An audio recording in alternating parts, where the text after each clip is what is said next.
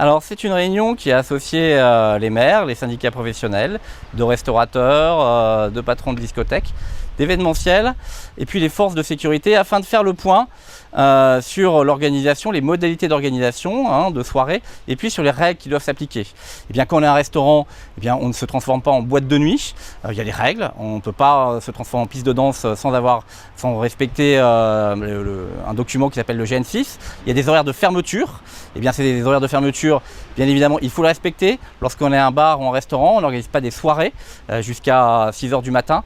C'est bien le respect de ces règles qui ont été rappelées, et aussi bien pour les manifestations qui se déroulent dans des établissements recevant du public que dans des manifestations à l'extérieur. Alors on a un regard plus appuyé, je dirais que ce regard il est porté depuis longtemps sur ces événements. On a eu plusieurs réunions au cours de l'année dernière avec les élus, réunions de sensibilisation sur les règles à respecter dans un établissement recevant du public, sur les horaires de fermeture.